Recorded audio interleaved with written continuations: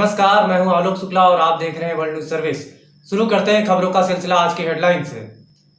सरकार ने जारी किया इमरजेंसी फंड, सेना को 500 करोड़ के हथियार खरीदने की छूट। लद्दाख सीमा विवाद पर भारत के समर्थन में आए दुनिया के कई देश, अलग थलग पड़ा चीन। सुप्रीम कोर्ट ने कहा आपातकाल के बराबर नहीं है लॉकडाउन। चीन विवाद पर एयरफोर्स भदौरिया का बड़ा बयान, कहा जवानों का बलिदान व्यर्थ नहीं जाएगा। ब्रिटेन की बंदरगाह पर खड़े जहाजों में फंसे 1500 भारतीय, वापसी के लिए विदेश मंत्री को लिखा पत्र। राजनाथ सिंह ने बैठक में लिया बड़ा फैसला, चीन को मुंहतोड़ जवाब देने के लिए सुरक्षा बलों को दी गई छूट। कोरोना का अब तक का सबसे बड़ा रिकॉर्ड, एक दिन में 15,413 केस, मरीजों की संख्या 4 लाख के हुई पार।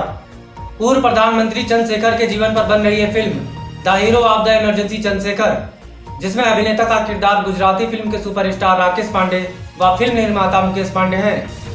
भारत चीन के बीच चल रहे विवाद को सुलझाएंगे अमेरिकी राष्ट्रपति ट्रंप, बोले मदद के लिए मैं तैयार। एक बार फिर छलका साध्वी प्रज्ञा का दर्द, कहा कांग्रेस की प्रताड़ना ने मुझे बहुत नुकसान पहुंचाया।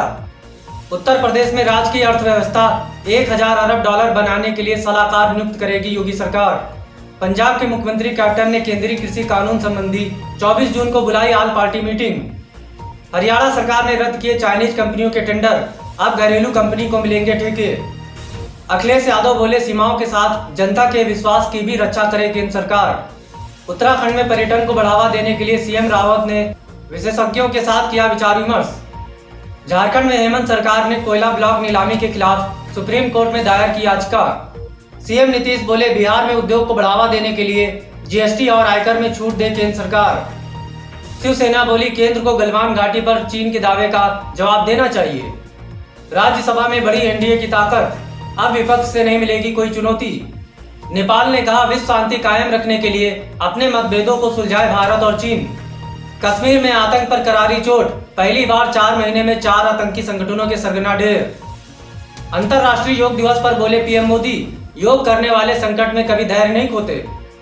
विदेश मंत्रालय का चीन को 2 टूक जवाब, गलवान घाटी भारत का हिस्सा, चीन का दावा स्वीकार नहीं। उत्तर प्रदेश में एक्शन मोड पर आई योगी पुलिस, बिना मास्क घूम रहे 8000 लोगों का काटा चालान।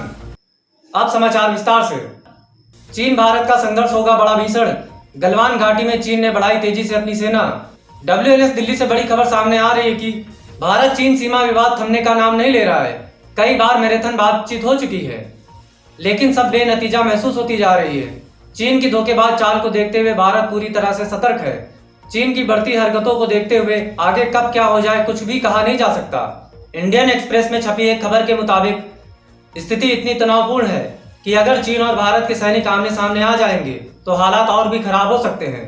15-16 जून की रात के संघर्ष के बाद से ही दोनों तरफ की सेनाएं अपनी अपनी स्थिति पर डटे हुए हैं। ऐसे में चाइना और भारत के बीच संघर्ष बहुत भीषण होता जा रहा है। चीन ने लद्दाख में वास्तविक नियंत्रण रेखा के पास पैंगोंग झील और गलवान घाटी के आसपास के क्षेत्रों में तेजी से अपनी सेना बढ़ा रहा है। इससे साफ संकेत है कि वह भारतीय सेना के साथ अपने टकराव को खत्म करने की तैयारी में नहीं है। विवादित क्षेत्र की स्थिति के जानकार लोगों ने बताया कि चीन ने गलवान घाटी में अपने सैनिकों की मौजूदगी बढ़ा दी है। राजनाथ सिंह ने बैठक में लिया बड़ा फैसला, चीन को मुंहतोड़ जवाब देने के लिए सुरक्षा बलों को दी गई छूट। WNS दिल्ली से मिली जानकारी के अनुसार चीन के साथ लगती 3500 किलोमीटर लंबी वास्तविक नियंत्रण रेखा पर तैनात सशस्त्र बलों को चीन के किसी भी आक्रामक बर्ताव का मुंहतोड़ जवाब देने की पूरी आजादी दी गई है। रक्षा मंत्री राजनाथ सिंह की शीर्ष सैन्य अधिकारियों के साथ लद्दाख में हालात पर हाई लेवल बैठक के बाद सूत्रों ने यह जानकारी दी। रक्षा मंत्री के साथ इस बैठक में प्रमुख रक्षा अध्यक्ष जनरल विपिन रावत, सेना प्रमुख जनरल, नौसेना प्रमुख एडमिरल करमबीर सिंह और वायुसेना प्रमुख air chief marshal RKS Bhadauria ने हिस्सा लिया। सूत्रों ने बताया कि राजनाथ ने सैन्य अधिकारियों को जमीनी सीमा, हवाई क्षेत्र और रणनीतिक समुद्री मार्गों में चीन की गतिविधियों पर कड़ी नजर रखने के निर्देश दिए और चीनी सैनिकों के किसी भी दुस्साहस का मुंहतोड़ जवाब देने के लिए सख्त रुख अपनाने को कहा है। मिलावट मिलावट आज के जमाने में चारों तरफ मिलावट, यहाँ तक कि खाने की हर एक चीज में मिलावट। सही स्वाद तो हम भूल ही चुके हैं। बात सिर्फ स्वाद की नहीं, स्वास्थ्य और शुद्धता की है। तब तो ऑप्शन सिर्फ एक ही है, प्योर एग्रो, क्योंकि गुणवत्ता ही उत्पादन की पहचान है। 100% सर्टिफाइड ऑर्गेनिक खाद्य पदार्थ एवं मसाले। भारतीय कंपनी ने तैयार कर ली कोरोना की दवा, 103 रुपए में मिलेगी एक गोली। WNS दिल्ली से मिली जानकारी के मुताबिक कोरोना वायरस के इलाज के लिए पहली दवा भारत में आ गई है। फार्मा कंपनी ग्लेनमार्क फार्मास्यूटिकल्स ने शनिवार को बताया कि उसने कोविड-19 के हल्के और मध्यम लक्षणों वाले मरीजों के लिए फेविफ्लू ब्रांड नाम से विषाणु रोधी औषधि फेविपिराविर पेश की है। कंपनी ने इस दवा की कीमत 103 रुपए प्रति टैबलेट रखी है, यानी कि एक गोली 103 रुपए की है। ग्लेनमार्क ने बताया कि 200 mg के 34 टैबलेट वाले एक स्ट्रिप की कीमत 3500 रुपए होगी।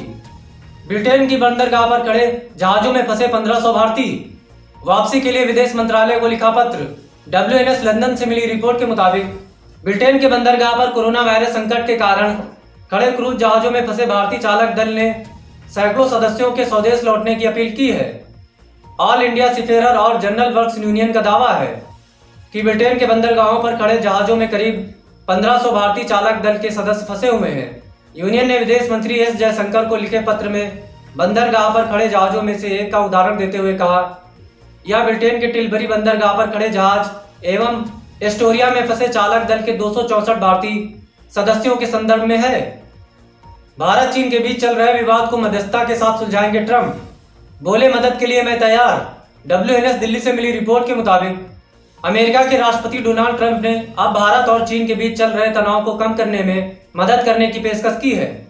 ट्रंप ने कहा कि अमेरिका हाल ही में सीमा पर हुई हिंसक झड़प के बाद दोनों देशों के बीच जारी संघर्ष के समाधान में सहायता करने के लिए तैयार है।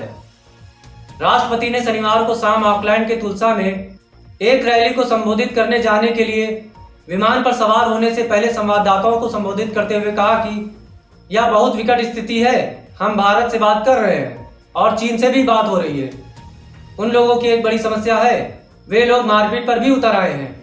हम देखते हैं कि क्या कर सकते हैं।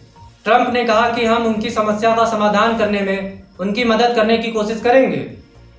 इसी के साथ आज की खबरों में बस यहीं तक। हम कल फिर हाजिर होंगे कुछ नई खबरों के साथ। तब तक के लिए नमस्कार।